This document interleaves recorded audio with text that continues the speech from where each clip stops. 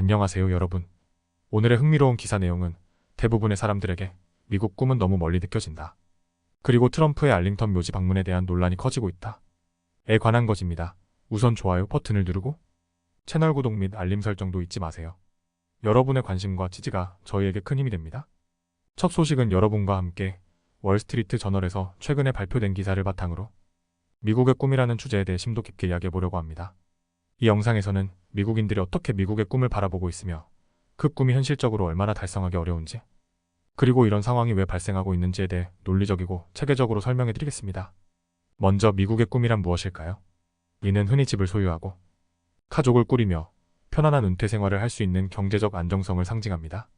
하지만 월스트리트 저널과 NORC가 공동으로 실시한 최근 여론조사에 따르면 많은 미국인들이 이 꿈을 달성하는 것이 점점 더 어려워지고 있다고 느끼고 있습니다. 특히 젊은 세대는 집값 상승, 높은 이자율, 학자금 대출 부담 등으로 인해 주택을 소유하는 것조차 큰 도전으로 인식하고 있습니다. 조사에 따르면 응답자의 89%가 주택 소유가 미래 비전에서 필수적이거나 중요하다고 답했지만 실제로 이를 쉽게 달성할 수 있다고 답한 사람은 불과 10%에 그쳤습니다. 이는 단지 주택 소유에 그치지 않습니다. 재정적 안정과 편안한 은퇴 생활도 각각 96%와 95%의 사람들이 중요하다고 답했지만 이 역시 쉽게 달성할 수 있다고 생각하는 사람은 10%도 안 되는 상황입니다. 여기서 중요한 점은 이러한 인식이 단순한 느낌에 그치는 것이 아니라 실제 경제적 변화에 뿌리를 두고 있다는 것입니다. 예를 들어 연금 제도의 감소와 주택 가격의 급등은 사람들이 안정된 은퇴 생활이나 주택 소유를 더 어렵게 만들었습니다. 경제학자들에 따르면 1940년대에 태어난 아이들 중 약 90%가 부모보다 더 나은 삶을 살았지만 1980년대 이후 출생한 아이들 중에서는 절반만이 부모보다 나은 삶을 살고 있다고 합니다. 이는 사회 전반의 경제적 이동성이 감소하고 있음을 보여주는 것입니다. 또한 미국의 꿈을 이루기 위한 노력도 점점 더 힘들어지고 있습니다. 기사에서는 시카고 출신의 마켈 워싱턴의 이야기를 소개합니다. 그는 어린 시절 교사들로부터 좋은 성적과 대학 학위가 그를 빈곤에서 벗어나게 할 티켓이 될 것이라는 이야기를 들었지만 대학을 중퇴하고 나서는 현실의 벽에 부딪히게 됩니다.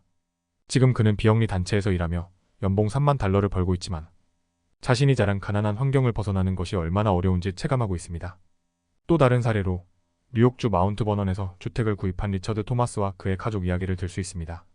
그들은 5개의 침실이 있는 집을 구매하며 자신들이 미국의 꿈을 이뤘다고 생각했지만 에너지 비용의 급등과 함께 생활비가 치솟으면서 그 꿈이 악몽으로 변했습니다. 이들은 집을 유지하기 위해 은퇴 기여금을 포기하고 휴가 계획도 취소해야 했습니다. 이처럼 많은 미국인들이 경제적 불평등과 비용 상승으로 인해 자신들이 바라던 삶을 살기 힘들어하고 있습니다. 주택 소유가 임대보다 더 비싸지고 사회 전반에서 불평등이 심화되고 있는 상황에서 미국의 꿈이 점점 더 멀게만 느껴지는 것입니다. 마지막으로 이 기사는 결론과 같은 개인적인 목표조차도 경제적 상황 때문에 어려워지고 있다는 점을 지적합니다. 예를 들어 31세의 케빈 머피는 데이트 비용이 너무 비싸져 파트너를 찾는 것조차 힘들어졌다고 합니다. 이런 상황에서 미국의 꿈이 현실적으로 달성 가능한 목표인가에 대한 의문이 커지고 있습니다. 이처럼 월스트리트 저널의 기사는 현대 미국인들이 미국의 꿈을 어떻게 인식하고 있으며 그 꿈이 왜 점점 더 어려워지고 있는지에 대한 여러 가지 통계와 사례를 통해 철저히 분석하고 있습니다. 여러분께서도 이 영상을 통해 미국 사회의 현실과 그 꿈의 변화를 깊이 이해하셨으면 합니다.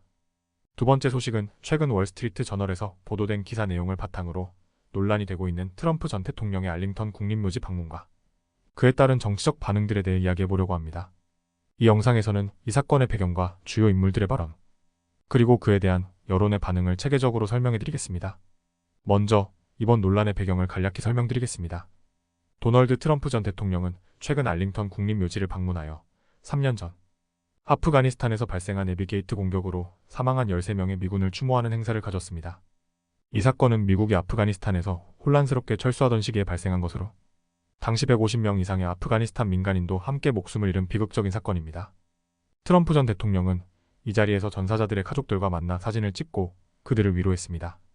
하지만 이 방문을 둘러싸고 논란이 발생했습니다. 트럼프 캠프의 사진작가가 묘지를 촬영하는 과정에서 묘지 직원들과 언쟁이 벌어졌다는 소식이 전해지며 이 사건이 정치적으로 큰 화제가 되었습니다. 연방법에 따르면 후보자와 캠페인은 국립군묘지에서 정치적 활동을 할 수 없기 때문에 이번 사건은 법적인 문제까지 불러일으킬 수 있는 상황입니다. 이 사건이 정치권에 미친 영향은 즉각적이었습니다. 공화당 부통령 후보로 나선 오하이오주 상원의원 제이디 벤스는 이 사건과 관련하여 민주당 대선 후보인 카말라 해리스를 강하게 비판하며 지옥에 갈 수 있다고까지 발언했습니다. 이는 해리스 캠프의 한 보좌관이 트럼프의 묘지 방문을 슬프다고 평가한 것에 대한 반응으로 보입니다. 벤스의 발언은 많은 논란을 일으켰으며 그가 참석한 집회에서 환호를 받았습니다. 이번 사건에 대해 국방부와 국무부는 각각 내부 조사를 시작한 상황입니다. 벤스 의원은 애비게이트 공격 이후 아무도 책임을 지지 않았다는 점을 강조하며 이는 사실이며 그로 인해 국민의 실망감이 커지고 있다고 주장했습니다.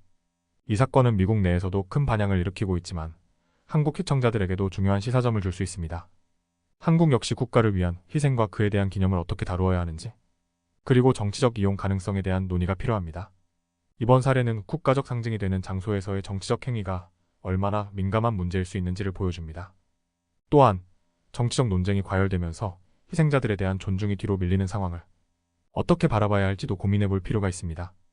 이처럼 오늘은 트럼프 전 대통령의 알링턴 국립묘지 방문과 그로 인한 논란, 그리고 정치적 반응들에 대해 살펴보았습니다. 이 사건은 단순히 미국 내 정치적 갈등을 넘어서 우리에게도 중요한 교훈을 제공합니다.